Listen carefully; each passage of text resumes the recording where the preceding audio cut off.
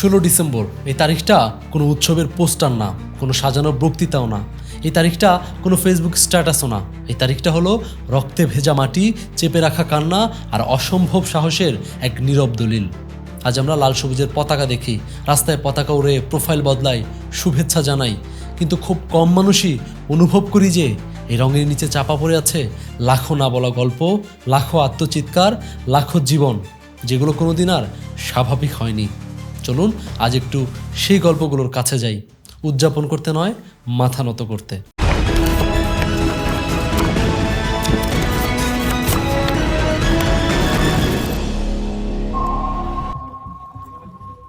সাল 1971।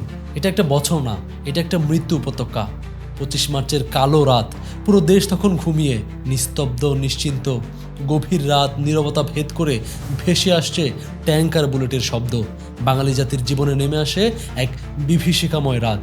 দীর্ঘদিনের শোষণ, বঞ্চনা আর ভাষার অধিকারের জন্য সংগ্রাম করতে করতে বাঙালি যখন স্বাধীনতার স্বপ্ন দেখছিল, ঠিক তখনই আঘাত হানল পাকিস্তানি হানাদার বাহিনী। অপারেশন সার্চলাইট নামের এক নির্মম গণহত্যায় মেতে উঠল তারা। তাদের লক্ষ্য ছিল একটাই, বাঙালির স্বাধীনতার আকাঙ্ক্ষাকে স্তব্ধ করে দেওয়া। কিন্তু তারা জানতো না এই বর্বরতা বাঙালির প্রতিরোধকে আরও শানিত করবে। একটার পর একটা গুলি, একটার পর একটা লাশ। ঢাকা বিশ্ববিদ্যালয়ের হলগুলোতে ঢুকে ছাত্রদের সারি করে দাঁড় করানো হলো। কেউ কিছু বোঝার আগেই মুখের সামনে বন্দুক। প্রশ্ন করা হয়নি কে রাজনীতি করে আর কে করে না। প্রশ্ন ছিল একটাই, তুমি কি বাঙালি? আর উত্তর হলেই গুলির শব্দ। 25 মার্চের কালো রাতে নিরস্ত্র বাঙালির উপর যে পাশবিক আক্রমণ চালানো শুরু হয়েছিল, তা শুধু একটি গণহত্যার শুরু ছিল না, বরং তা ছিল একটি স্বাধীন জাতিসত্তার জন্মের পূর্বাভাস। ঢাকার বাইরেও একই দৃশ্য। গ্রামে গ্রামে আগুন জ্বলে ওঠে, ঘর পড়ে, ফসল পড়ে, স্বপ্ন পড়ে।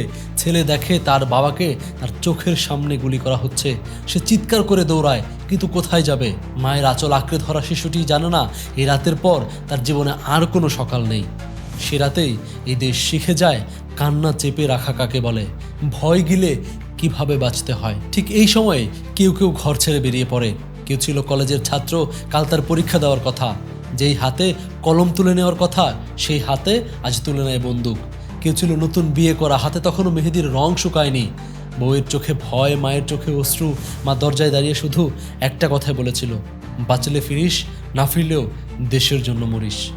এই কথাটাই ছিল ট্রেনিং, এই কথাটাই ছিল অস্ত্র, আর এই কথাটাই ছিল চিরবিদায়। 25 মার্চের পর থেকেই শুরু হলো প্রতিরোধের এক নতুন অধ্যায়। আপামর জনতা স্বাধীনতার ডাকে সাড়া দিল। জন্ম নিল এক কিংবদন্তি বাহিনী, মুক্তি বাহিনী। এই বাহিনীতে যোগ দিয়েছিল সামরিক, আধা সামরিক বাহিনীর সদস্য এবং সাধারণ কৃষক, শ্রমিক, ছাত্র, জনতা। তাদের চোখে ছিল স্বাধীনতার অগ্নিশিখা, মনে ছিল দেশপ্রেমের অদম্য স্পৃহা। মুক্তিবাহিনী বেছে নিয়েছিল গেরিলা যুদ্ধের কৌশল। শত্রুকে অতর্কিত আক্রমণ করে এবং দ্রুত সরে গিয়ে তাদের মনোবল ভেঙে দেওয়া ছিল এই যুদ্ধের মূল লক্ষ্য। তারা ছোট ছোট দলে বিভক্ত হয়ে পাকিস্তানি বাহিনীর উপর আঘাত হানত, যোগাযোগ ব্যবস্থা বিচ্ছিন্ন করে দিত এবং তাদের যুদ্ধের মালামাল সরবরাহে ব্যাঘাত ঘটাতো। এই গেরিলা যুদ্ধই পাকিস্তানি বাহিনীকে মানসিকভাবে বিপর্যস্ত করে তুলেছিল এবং বাঙালির বিজয়ের পথ প্রশস্ত করেছিল। মুক্তিযুদ্ধ মানে শুধু বন্দুকযুদ্ধ নয়, মুক্তিযুদ্ধ মানে সীমাহীন ত্যাগ আর আত্মদান। মুক্তিযুদ্ধ মানে মাইলের পর মাইল খালি পায়ে হেঁটে যাওয়া, ভেজা মাটিতে রাত কাটানো, একই কাপড়ে দিনের পর দিন পার করা। মুক্তিযুদ্ধ মানে প্রতিদিন মনে মনে ভাবা, আজই হয়তো শেষ দিন। রাতে চোখ বন্ধ করলেই একটাই ভয়, ভোরটা দেখবো তো।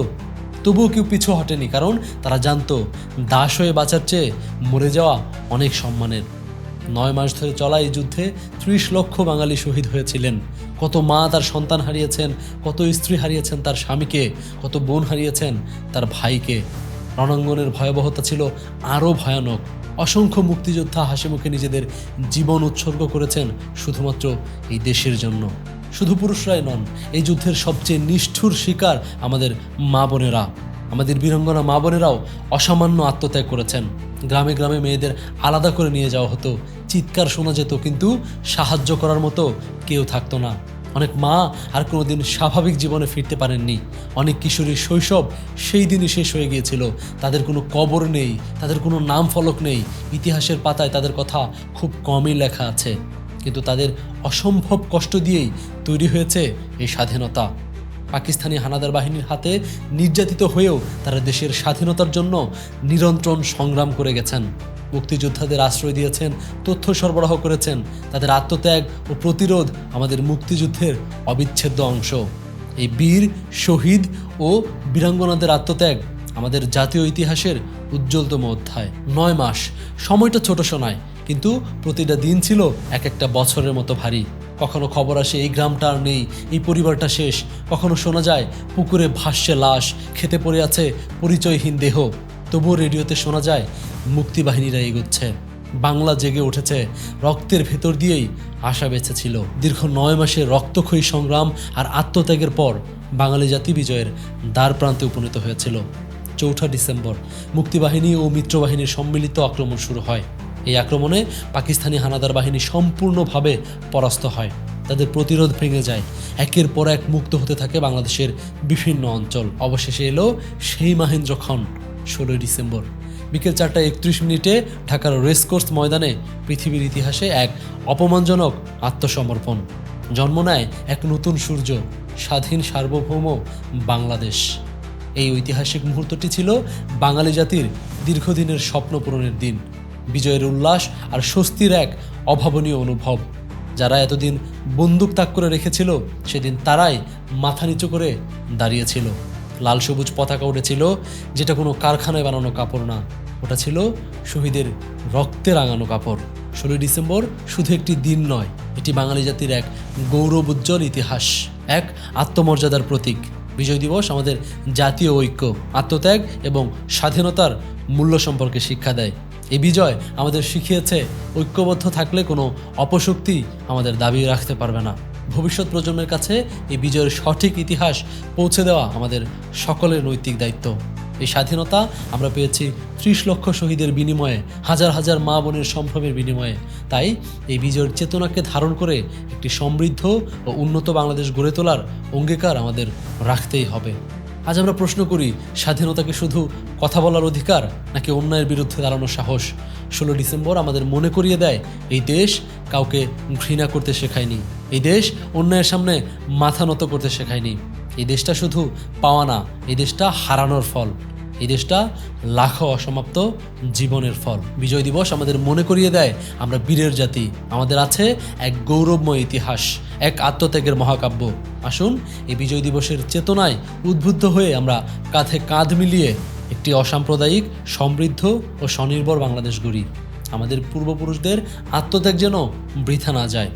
দেশপ্রেমের এই অগ্নিশিখা জ্বালিয়ে রাখি প্রজন্মের পর প্রজন্ম ধরে। নিরাপদে থাকবেন, নিরাপদে রাখবেন। আল্লাহ হাফেজ।